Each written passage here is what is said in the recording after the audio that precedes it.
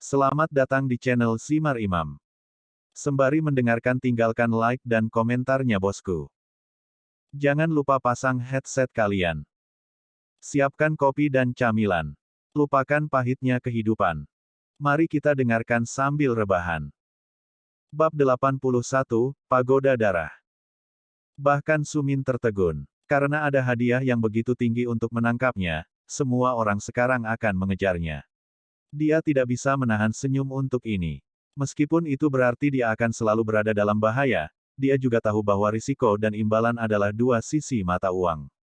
Dia perlahan menyelinap keluar dari dalam kerumunan dan meninggalkan distrik Lakeside. Mundur ke dalam hutan, dia merenungkan bagaimana dia akan menghadapi semua orang yang datang untuknya. Bagaimana mereka tahu bahwa kamulah yang membunuh Shen Yu mereka? Ye Ling bertanya. Sumin menyeringai sebagai jawaban, mudah, siapa lagi di seluruh lembah abadi yang akan membunuhnya jika bukan aku. Bahkan jika itu orang lain, saya masih akan disalahkan karena permusuhan antara saya dan sekte mereka. Mengatakan bahwa saya hanya membunuh orang juga sedikit berlebihan. Namun, saya tahu mengapa mereka mengatakan itu. Mereka perlu melukis saya sebagai penjahat. Namun, saya tidak membunuh siapapun selain orang yang menyerang saya. Sudah sepantasnya aku membalas permusuhan mereka. Jika mereka ingin membunuh saya, jelas saya akan membunuh mereka. Mereka bisa menyalahkan kematian mereka karena keserakahan mereka. Sumin sama sekali tidak merasa bersalah karena telah membunuh sebanyak yang dia lakukan. Seandainya dia tidak membunuh mereka saat itu, mereka akan membunuhnya, jadi dia merasa tindakannya dibenarkan. Sekarang perburuan akan menjadi sangat intensif, lebih banyak orang, terutama orang yang lebih kuat, akan datang untuknya. Bahkan ahli top dalam lembah abadi akan tergerak oleh hadiah dari dua inti peringkat 5. Inti 5 peringkat ini sangat kuat sehingga bisa mendorong seseorang langsung ke 10 besar. Mungkin mereka bahkan bisa mengubah peringkat 3 besar. Seandainya bukan Sumin sendiri yang menjadi target, maka dia juga akan ikut berburu untuk mendapatkan hadiah seperti itu. Merampok gunung salju tidaklah buruk, kata Ye Ling di sisi Sumin saat dia melihat kembali ke arah distrik Lakeside. Sumin terkekeh. Merampok mereka memang tidak buruk, tetapi apakah mereka memiliki kemampuan untuk melakukannya? Jika kita ingin melakukan ini, kita harus melakukannya sebelum lebih banyak ahli mencapai distrik Lakeside. Jika ahli yang sangat kuat itu muncul, maka kita benar-benar tidak punya pilihan selain menyerah, kata Ye Ling. Sumin mengangguk setuju. Melihat ke arah distrik Lakeside, hati Sumin tiba-tiba dipenuhi dengan emosi campur aduk. Kita tidak bisa pergi ke tengah distrik Lakeside dan mulai bertarung begitu saja, desahnya. Ada banyak ahli di sana. Bahkan jika kita kuat, kita tidak bisa melawan seluruh pasukan. Bukan hanya ini, tetapi kami juga baru saja mendengar bagaimana mereka semua sangat waspada setelah mendengar tentang hadiah yang ditempatkan di kepalaku. Mereka akan bertarung lebih sengit dari biasanya. Saya pikir kita harus menunggu mereka meninggalkan kota. Begitu mereka pergi, kami akan menangani kelompok itu satu persatu. Menghadapi semua orang sekaligus mungkin terlalu berat bahkan untukku, Sumin menertawakan dirinya sendiri. Bagaimanapun, dia hanyalah seorang prajurit bintang 3. Oke, kata Ye Ling, sedikit kecewa. Dia mengerti bahwa berhasil mengalahkan Shen Yu dan orang-orangnya tidak berarti bahwa mereka dapat menguasai kota yang penuh dengan ahli. Pasti ada begitu banyak orang yang pada akhirnya akan kalah. Sumin dan Ye Ling akan dihancurkan dan akan kehabisan energi dalam pertempuran gesekan. Tiba-tiba, mata Ye Ling berbinar. Dia memandang Sumin dengan tatapan ingin tahu, sesuatu yang juga membuat Sumin sangat penasaran. Apa yang bisa dipikirkan singa ini? Dan apakah itu berguna bagi mereka? Ada satu tempat di dalam lembah abadi. Itu dikenal sebagai lokasi suci, dan aku baru pernah ke sana sekali. Ye Ling memulai dengan ragu. Meskipun demikian, semakin dia berbicara, dia semakin percaya diri. Satu-satunya waktu saya berada di sana adalah karena rasa ingin tahu yang murni. Saya harus mengalaminya setidaknya satu kali. Meskipun saya tidak diizinkan masuk, saya bisa merasakan energi padat dari dalam. Jika kita berkultivasi di sana, atau melewati satu atau dua cobaan, kita seharusnya bisa mendapatkan kekuatan baru. Ye Ling menjelaskan dengan sangat bersemangat. Tempat ini biasanya tidak boleh dimasuki oleh sembarang orang. Saya bahkan tidak tahu apakah manusia bisa masuk, tetapi patut dicoba. Jika Anda berhasil melewati ujian pertama, tubuh Anda akan dibangun kembali, diciptakan hanya dari energi di dalam langit dan bumi. Ini seharusnya cukup untuk mendorong Anda ke peringkat bintang 4. Jika Anda mencapai bintang keempat, maka kita harus bisa menguasai seluruh distrik Lakeside. Setelah mendengar ini, Su Min tertegun. Tempat seperti ini benar-benar ada. Dia kagum dan juga sedikit terintimidasi, tetapi dia tahu bahwa bahaya besar membawa keuntungan besar. Dia memang membutuhkan cara untuk mendapatkan kekuatan segera, jadi dia memutuskan untuk mengikuti Yeling.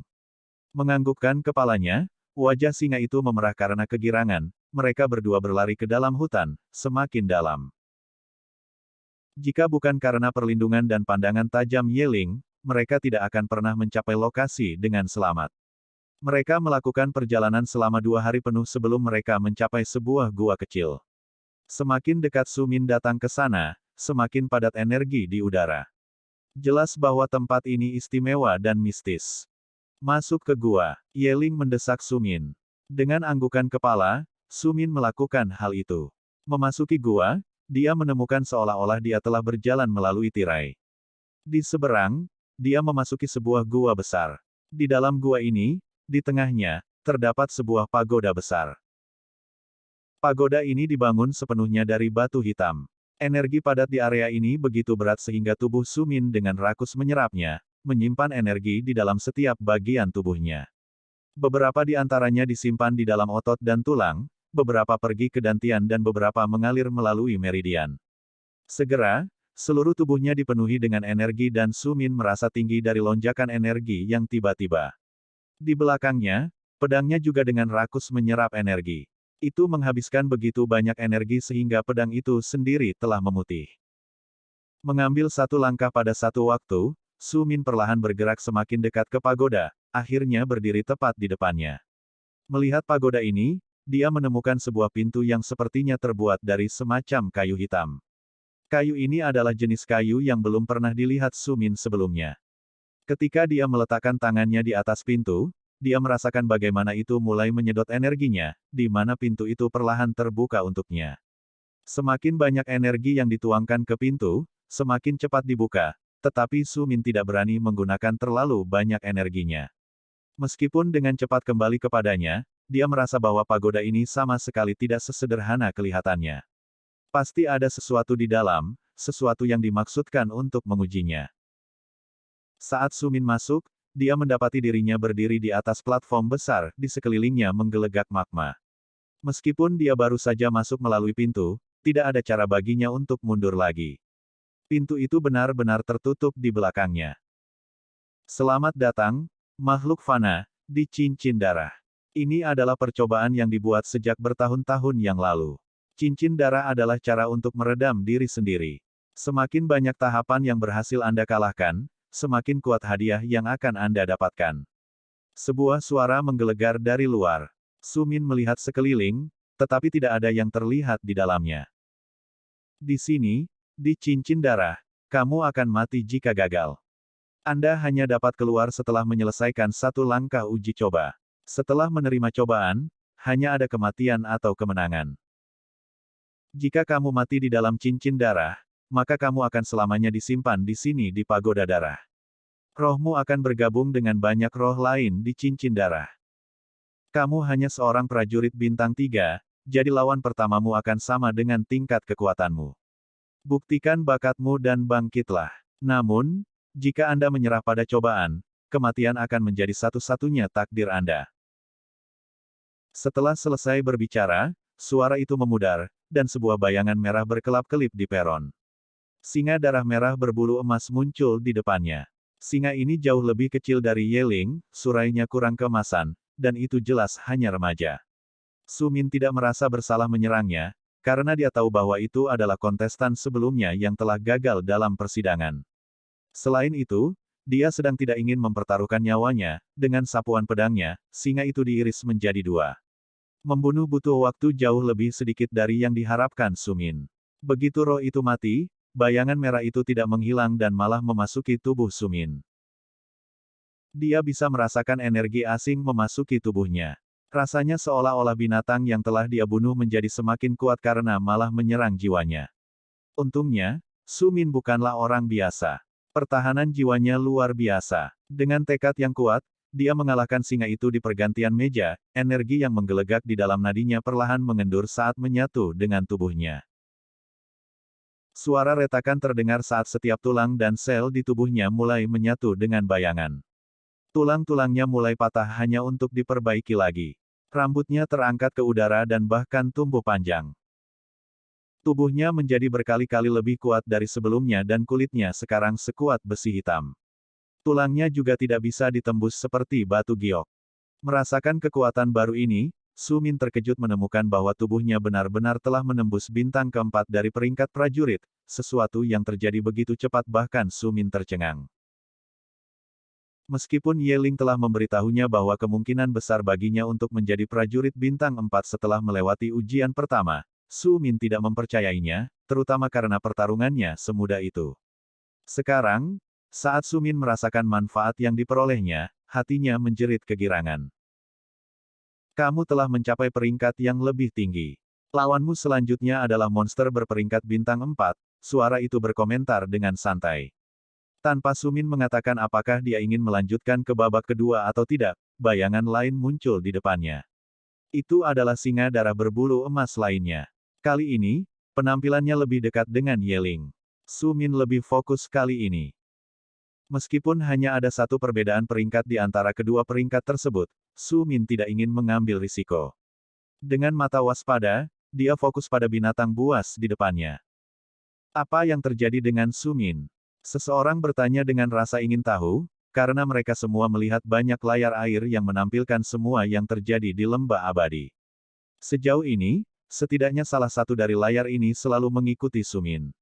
Sama seperti layar lainnya selalu mengikuti peserta lain di 5 besar. Namun, sekarang, yang seharusnya mengikuti Su Min telah berubah menjadi hitam. Tidak ada yang terlihat di layar, dan para penjaga tidak melakukan apapun untuk memperbaiki masalah ini. Melihat betapa santainya para penjaga bertindak, semua orang bingung dengan apa yang telah terjadi. Di dalam kediaman penjaga, layar air menampilkan pertempuran Su Min di pagoda darah. Namun, tidak ada penjaga yang mengizinkan ini ditampilkan di panggung utama. Apakah menurutmu dia akan bisa mencapai tingkat raja? Mungkin lebih tinggi. Salah satu penjaga bertanya dengan rasa ingin tahu sambil mengelus ular kecil berwarna hijau di lehernya.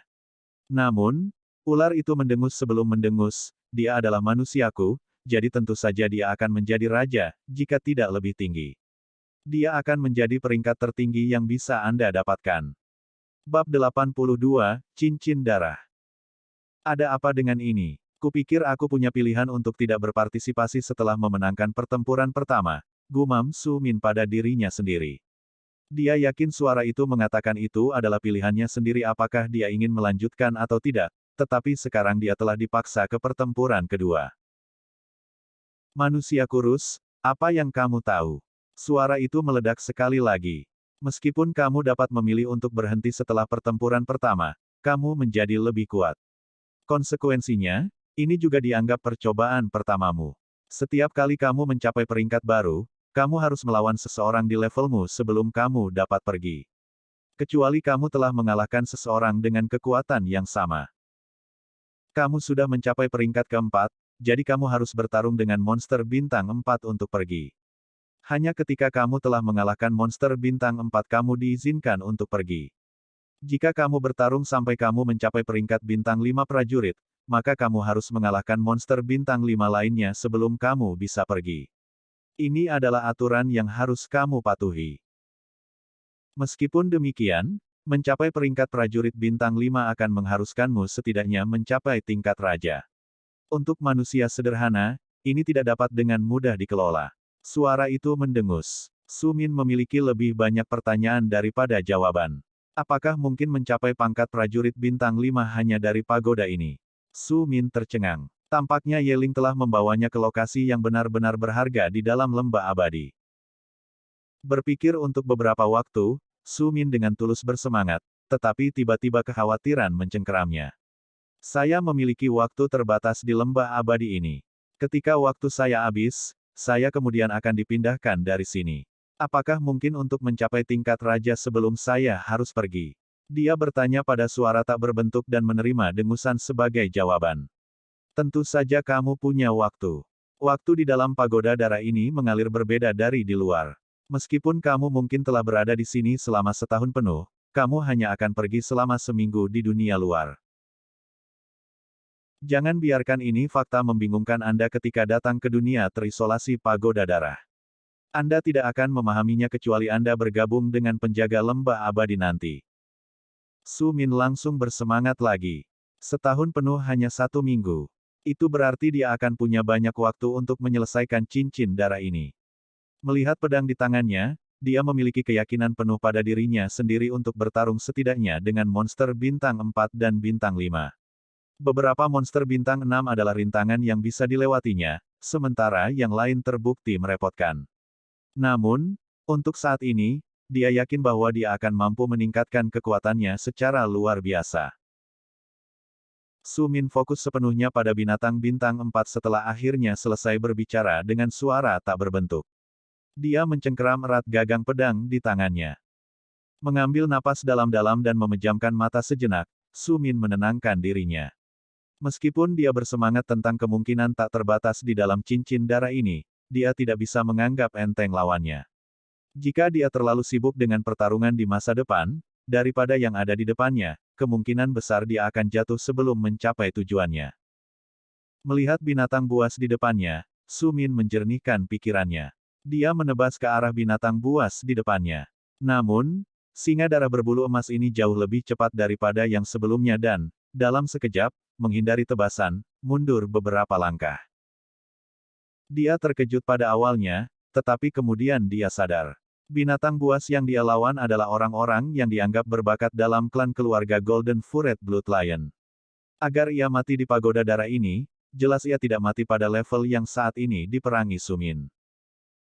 Tidak hanya mampu menghindari serangan Su Min, tapi juga waspada karena matanya terpaku pada setiap gerakannya. Su Min fokus sepenuhnya pada Golden Furet Blood Lion di depannya, bahkan tidak bertanya-tanya mengapa kesulitan tiba-tiba meningkat atau menghabiskan waktu untuk mengutuk suara tanpa tubuh itu. Sebaliknya, fokus penuhnya adalah pada binatang buas ini, setiap saat dihabiskan dengan hati-hati untuk mempertimbangkan pilihannya.